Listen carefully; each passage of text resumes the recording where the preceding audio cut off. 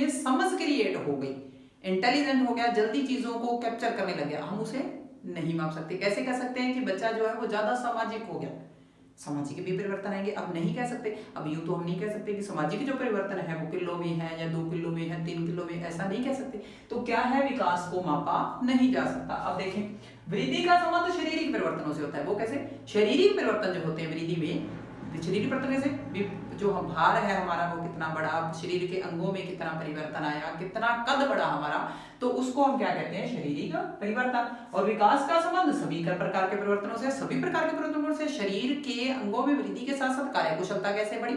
जैसे मान लो कि एक पहले बच्चा था, बच्चे ने क्या है, शारीरिक परिवर्तन उसमें कैसे आए कि पहले वो किसी चीज को उठा रहा है, उठाने के लिए वो क्या पूरे हाथ का यूज कर रहा है, हालांकि एक उंगली से काम हो रहा है, या किसी चीज को संकेत कर रहा है। जैसे हमने उसे पूछा कि तेरी मम्मी कहाँ है, तो वो क्या करेगा, अपनी मम्मी के पास जाके खड़ा हो जाएगा। उसे ये नहीं पता कि पास जाने के बजाय वो ये भी कह सकता है कि वो खड़ी उंगली से इशारा भी कर सकता है। लेकिन धीरे धीरे वो कैसे बड़ा होता है, बड़ा होता है तो उसे पता चलता है कि पास जाने से ही नहीं, उंगली से भी इशारा हो जाता है। तो उसके शरीर के अंगों में मानसिक जो परिवर्तन है वो भी आते हैं, और उसमें सामाजिक परिवर्तन भी आते हैं। धीरे धीरे वो क्या है, सामाजिक होने लग जाता है। जैसे जैसे वो बड़ा होता है तो घर से वो थोड़ी दूर होने लग जाता है। एक इसी तरह का इसका एक क्वेश्चन आता होता है, हमारे जो पीटेट है, सीटेट है, इनमें जो कॉम्पिटिटिव एग्जाम है उनमें इससे रिलेटेड जरूर क्वेश्चन आता है। वो जैसे क्वेश्चन आता है कि एक बच्चा स्कूल जाते वक्त रोता क्यों है, रोता क्यों है। अब देख क्यों रोता है, क्योंकि वो माँ से दूर नहीं होना चाहता। अब माँ से क्यों दूर नहीं होना चाहता, क्योंकि उसके बाहर के वातावरण से वो परिचित ज्यादा नहीं है। अब जैसे जैसे वो बड़ा होगा तो वो समाज से मिलेगा, समाज से मिलेगा तो सामाजिक होगा, सामाजिक होगा तो वो दूर जाने से डरना कम हो जाएगा, यानी अपने आप चला जाया करेगा, खुशी से चला जाया करेगा। अब देखें, वृद्धि एक समय के बाद रुक जाती है। अब वृद्धि एक समय के बाद रुक कैसे जाती है, जैसे जैसे हम बड़े होते हैं, किशोरावस्था के बाद यानी टीन एज के बाद, जो है एडोलसेंस पीरियड के बाद किसी का भी कद नहीं बढ़ता, हमारे शरीर के अंगों में कोई भी परिवर्तन नहीं आता। कभी देखा है कि कोई उसके बाद भी लंबा हो गया हो या छोटा हो गया हो? कभी ऐसा कभी नहीं होता कि कभी हम लंबे हो जाएं और कभी हम छोटे हो जाएं। वो किशोरावस्था के बाद हमारी जो वृद्धि है वो रुक जाती है। जितना हमने कद करना होता है उतना कर लेते हैं। हमारे शरीर, हमारे सिर का जो आकार है वही भी उतना ही रहेगा, हमारे हाथों का आकार है वो भी उतना रहेगा, पैरों का आकार है वो भी उतना ही रहेगा। लेकिन जीवन भर चलने वाली प्रक्रिया कौन सी है? विकास। अब विकास कैसे कि जैसे जैसे हम बड़े होते हैं वैसे वैसे हमारा क्या है, शरीर के अंगों में परिवर्तन, मानसिक परिवर्तन, सामाजिक परिवर्तन आने लग जाते हैं। एग्जाम्पल के तौर पर शारीरिक परिवर्तन का हम एग्जाम्पल लेते हैं। मान लो हमने बच्चे को कहा कि पीछे कुछ चीज पड़ी है कि उठा लो, पीछे कुछ चीज पड़ी है उठा लो, वो क्या करेगा, पीछे मुड़ेगा और चीज को उठाएगा, यानी पीछे मुड़कर उठाएगा। अब जैसे जैसे हम बड़े होते हैं तो आप, जैसे आपको कहा गया कि पीछे चीज पड़ी है कि आप उठा लो, आप देखे बिना आप इधर देख रहे हो, अपने हाथ को पीछे करोगे और उठा लोगे। क्यों? क्योंकि आपके शरीर का माइंड के साथ कनेक्शन होता है। हम जो भी काम करते हैं हम किससे करते हैं? माइंड से। हमें माइंड संकेत देता है, हमारा मस्तिष्क संकेत देता है कि हमें कहाँ पर कौन सी चीज देखनी है, क्या चीज है, हम क्या सुनते हैं, क्या हमने देखा, क्या हमने टच किया, क्या कैसी गंध आ रही है, वो इसका ना हमारा नाक बताता, ना आंखें, ना त्वचा, हमारी 5 जो सेंसेस है वो नहीं बताती। कौन बताता है? हमारा ब्रेन बताता है। और ब्रेन के साथ जब हमारा बॉडी कांटेक्ट रहता है, जब ब्रेन के साथ बॉडी कांटेक्ट रहता है तो बहुत अच्छा यानी हमारा तालमेल बना रहता है। जैसे ही ब्रेन से कांटेक्ट टूटता है तो हमारा तालमेल टूट जाता है। वो कैसे कि जैसे एक्सीडेंट हो जाया करते हैं। तो शारीरिक विकास का मानसिक विकास के साथ है कि जैसे जैसे वो बड़ा हुआ वो पीछे चीज को अपने आप उठाने लग जाता है, देखे बिना भी हम। अब जैसे एक और एग्जाम्पल है, जैसे हमसे कोई पूछा जाता है, विकास का ही एग्जाम्पल हम लेते हैं कि जीवन भर चलने वाली प्रक्रिया है। अब एक हमसे पूछा गया कि कोई भी घर कितनी दूर है, तो हमारा मानसिक कोई भी घर है तो हम एक अंदाजा लगाते हैं कि कहते हैं कि इतने 100 मीटर है, अंदाजे के तौर पर आधा किलोमीटर दूर है। वो क्यों? क्योंकि हमारा जो मस्तिष्क है वो क्या है, वृद्धि करने लग गया, उसका विकास हो गया। वो जैसे जैसे हम बड़े हो रहे हैं वैसे वैसे विकसित होते जाते हैं। अब देखें, वृद्धि परिमाणात्मक परिवर्तनों से, परिमाणात्मक परिवर्तन कौन से होते हैं? क्वांटिटेटिव, जिन्हें मात्रात्मक परिवर्तन कहते हैं। क्या कहते हैं? मात्रात्मक परिवर्तन, जिन्हें मापा जा सकता है, मात्रात्मक परिवर्तन को प्रकट करता है। वो हम पहले भी कह चुके हैं। मात्रात्मक ऐसे कि हमारी बाजुओं का आकार कितना है, जैसे बाजुओं का आकार कितना, आप टेलर से आप कपड़े सिलवाने जाते हो तो वो आपकी बाजू का भी आकार लेता है, आपके कंधों का भी आकार लेता है। वो क्यों लेता है? क्योंकि वो माप सकता है कि इतने इंच के हैं, मापा जा सकता है। अब गुणात्मक परिवर्तन, गुणात्मक परिवर्तन में वही आएंगे। ईमानदारी है, समझदार है, या हम किसी काम को हमारे करने की क्षमता है, हम किस तरह से उस काम को करते हैं। हर बंदा काम को करने की क्षमता कहते हैं हर इंसान की अलग अलग होती है, तो वो क्या है उसके गुणात्मक परिवर्तन। अब देखें वृद्धि संकीर्ण धारणा। संकीर्ण धारणा किसे कहते हैं हम? नैरो कॉन्सेप्ट है। नैरो कॉन्सेप्ट है। नैरो कॉन्सेप्ट क्यों है? क्योंकि ये किसके साथ रिलेटेड है? डेवलप वृद्धि के साथ, विकास के साथ। किसके साथ रिलेटेड है? विकास के साथ। दोनों चलनी तो इकट्ठा शुरू करते हैं गर्भावस्था से। ये नहीं है कि बच्चा जन्म लेने के बाद चलना शुरू करता है, यानी विकास होना शुरू होता है उसका, या गर्भावस्था से पहले ही वो क्या है, बढ़ना भी शुरू हो जाता है, यानी उसकी वृद्धि भी शुरू हो जाती है और उसका विकास भी शुरू हो जाता है। दोनों मां के पेट से शुरू होते हैं। अब देखें वृद्धि के घटक मूर्त होते हैं, लेकिन विकास के घटक अमूर्त होते हैं। मूर्त का क्या मतलब? मूर्त है कंक्रीट, अमूर्त है अब्स्ट्रैक्ट। अब्स्ट्रैक्ट जिसे हम देख नहीं सकते, कंक्रीट जो हमारे सामने है। एग्जांपल के तौर पर मेरे सामने जो है फैन है, मेरे सामने ये व्हाइट बोर्ड है, मेरे सामने ये मार्कर है, ये क्या है? जिन्हें हम देख सकते हैं। लेकिन अमूर्त क्या है? जिसे मैं देख नहीं सकती। जैसे मैं विकास नहीं देख सकती, नहीं देख सकती क्यों? क्योंकि मेरे सामने नहीं है। बहुत सारी चीजें ऐसे जैसे प्रेम है, स्नेह है, फीलिंग्स जो है, या फिर हम हवा है, हवा को नहीं देख सकते। तो ये सारी चीजें क्या है?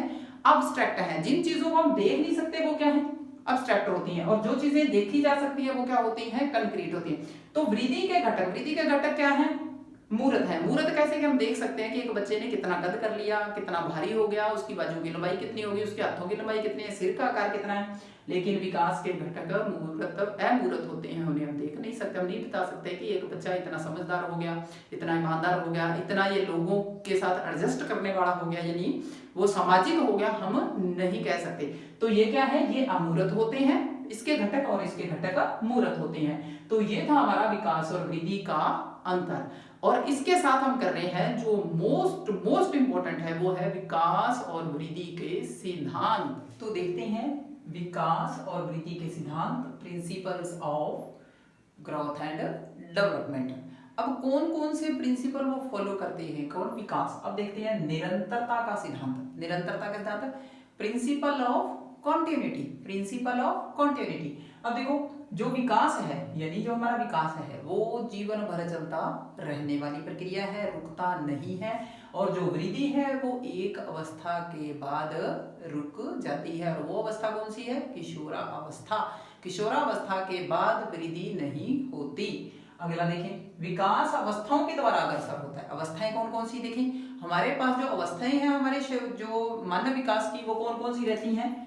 शैशवावस्था है, जिसको हम क्या बोलते हैं? Infancy period. फिर आएगा पूर्व बाल्यावस्था। पूर्व बाल्यावस्था ये तो रहती है 0 से 2, और ये रहती है 2 से 6 वर्ष। उसके बाद उत्तर बाल्यावस्था। बाल्यावस्था वो कहां से रहती है? 6 से 11 वर्ष तक। और उसके बाद है हमारे पास पूर्व किशोरावस्था।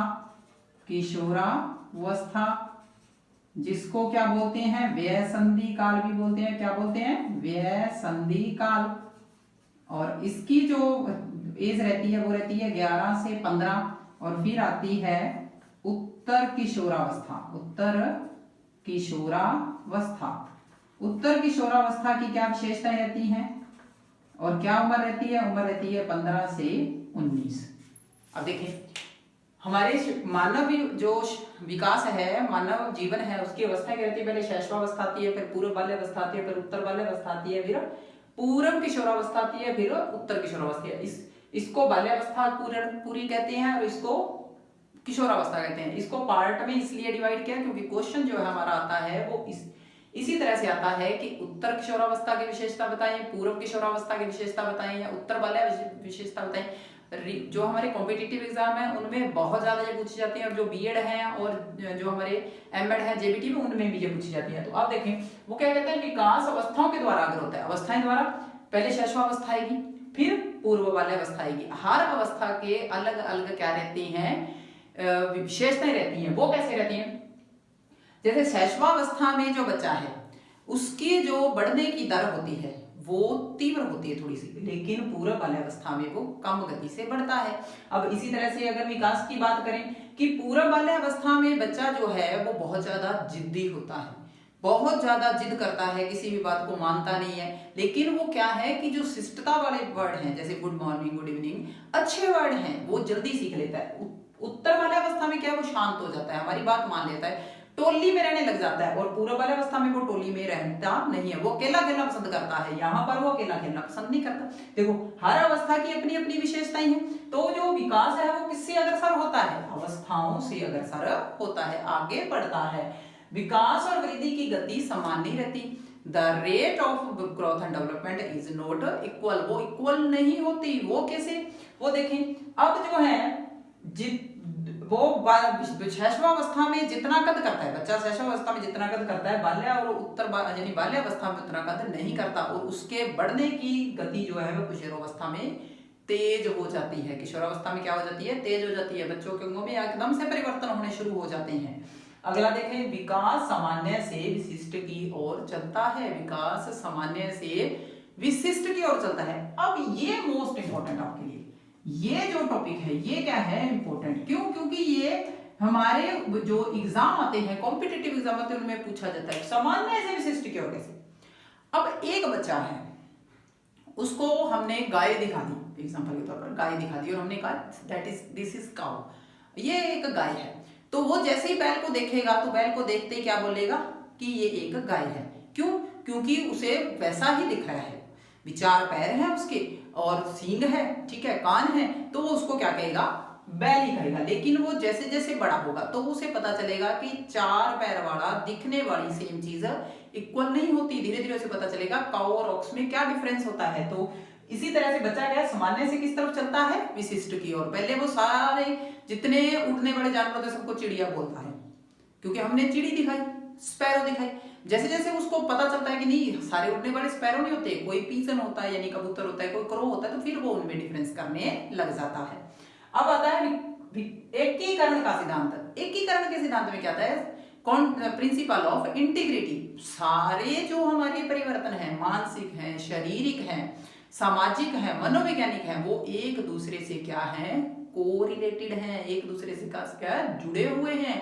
अगर किसी बच्चे का शरीर का विकास प्रभावित होता है, शारीरिक विकास प्रभावित होता है, तो उसके मानसिकता पर फर्क पड़ता है और उसकी सामाजिकता का पर फर्क पड़ता है। कैसे कि एक बच्चा बीमार रहता है, इफेक्ट क्या हो रहा है, हमारा शरीर बीमार रहता है, तो उससे क्या है, उसके सीखने की गति भी कम होगी और वो सामाजिक भी कम होगा, जल्दी चिड़चिड़ा हो जाएगा, जल्दी वो बातों को क्या है इग्नोर करना सीखेगा, लड़ने लग जाता है, खिंचने लग जाता है। वो क्यों, क्योंकि एक विकास दूसरे के, एक परिवर्तन दूसरे के साथ क्या होता है, कोरिलेटेड होता है।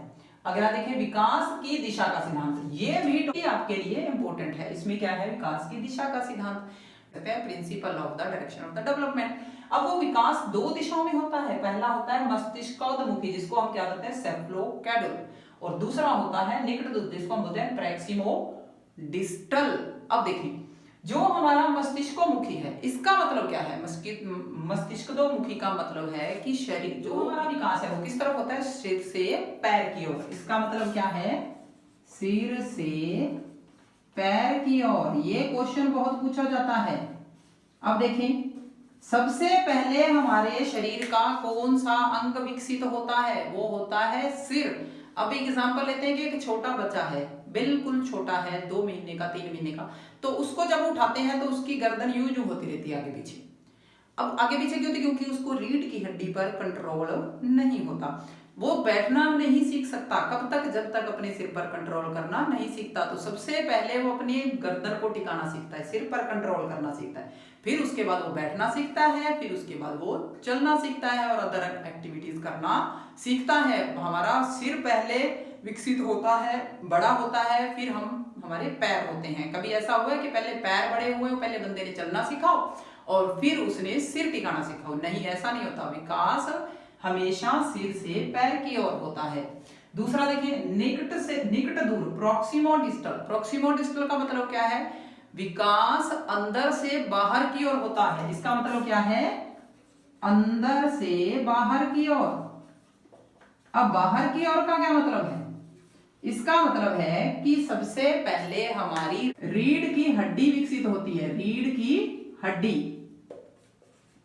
उसके बाद हमारे हाथ कंट्रोल करना सीखते हैं, उसके बाद पैर कंट्रोल करना सीखते हैं। धीरे धीरे देखें, पहले रीढ़ की हड्डी, फिर हमारी बाजुएं, फिर हमारा हाथ, फिर उंगलियां, ये एक दूसरे के साथ क्या है, कनेक्ट होती हैं। अगर रीढ़ की हड्डी पर किसी इंसान के चोट लग जाए तो उसकी बॉडी काम करना बंद कर देती है, खास तौर पर निचला हिस्सा।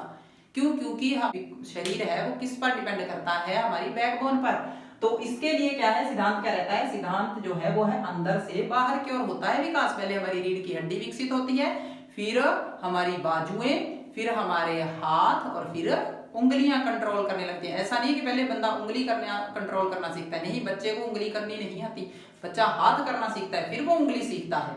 अगला देखें, विकास वर्तुलाकार होता है, लंबवत नहीं। वर्तुलाकार होता है, लंबवत नहीं। वो कैसे?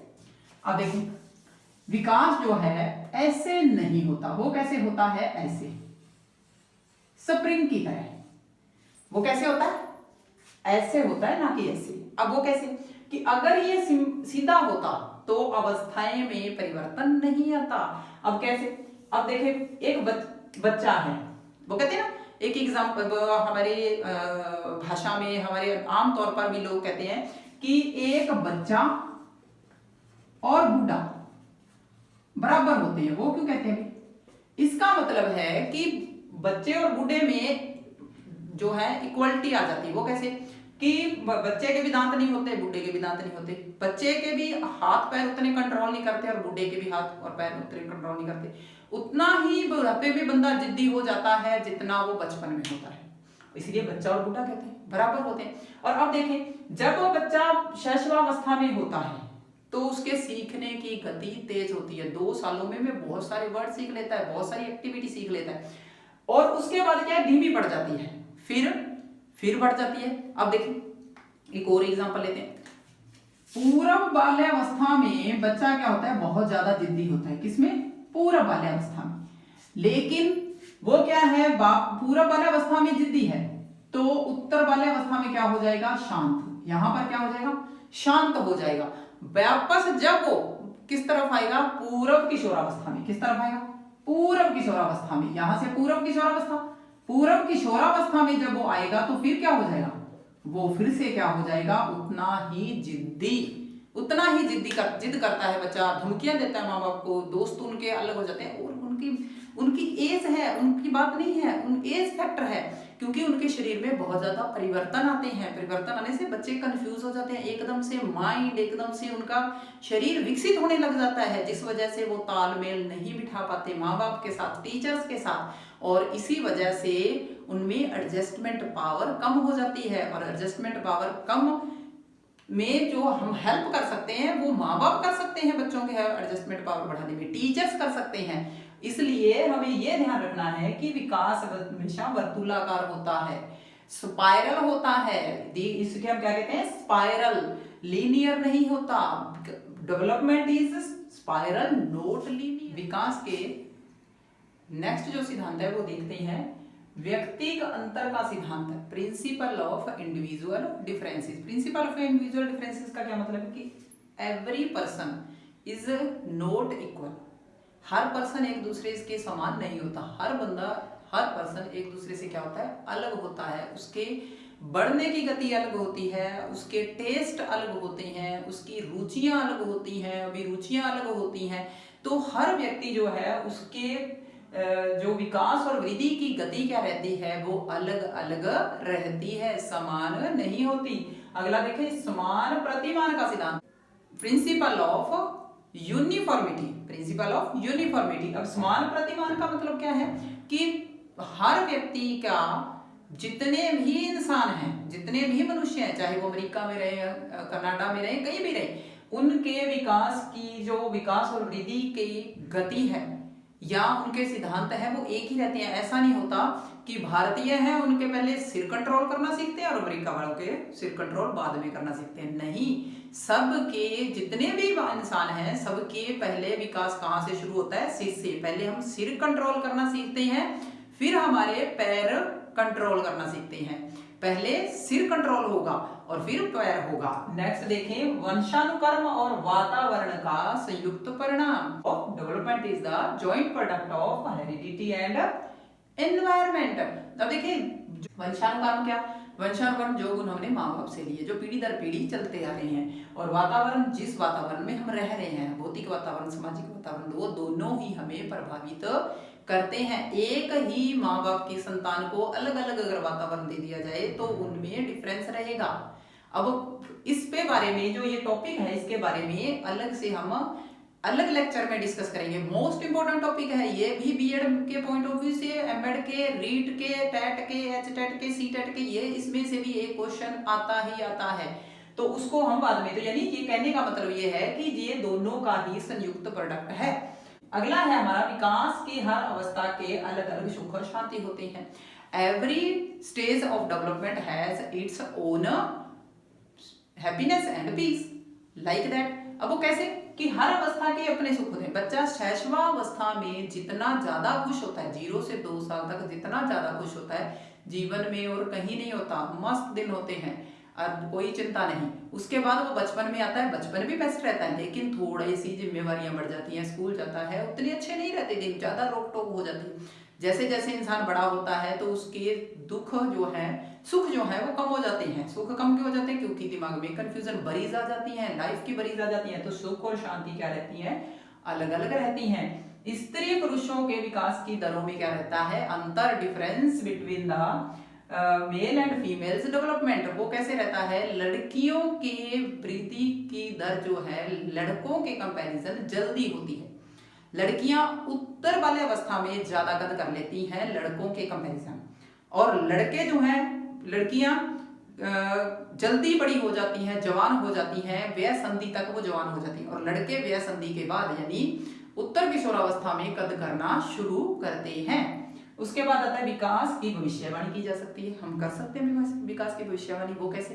कोई भी बच्चा है, कोई भी एक्टिविटी करता है, हम उसको देखकर बता सकते हैं कि आने वाले टाइम में इसके जो एटीट्यूड है, जो इसका एप्टीट्यूड है, वो किस तरफ है। दूसरा हम यूं भी कह सकते हैं कि विकास जो है पहले बाजुओं का होगा, फिर हाथों का होगा, फिर उंगलियों का, हम विकास बता सकते हैं। हम ये भी कह सकते हैं कि पहले बच्चा शरीर के अंगों में से सिर को टिकाना सीखेगा, सिर को फिक्स करना सीखेगा, कंट्रोल करना सीखेगा, फिर अदर अंगों को कंट्रोल करना सीखेगा। तो ये तो था हमारा आज का टॉपिक, विकास और वृद्धि। तो अगर आपको वीडियो पसंद आए तो आप लाइक करें, शेयर करें, सब्सक्राइबर्स, बेल आइकन का बटन दबाएं ताकि आने वाले वीडियो की आपको इंफॉर्मेशन मिलती रहे। और अगर आपको कोई भी डाउट हो, कोई भी कंफ्यूजन हो तो आप कमेंट करें। थैंक्स।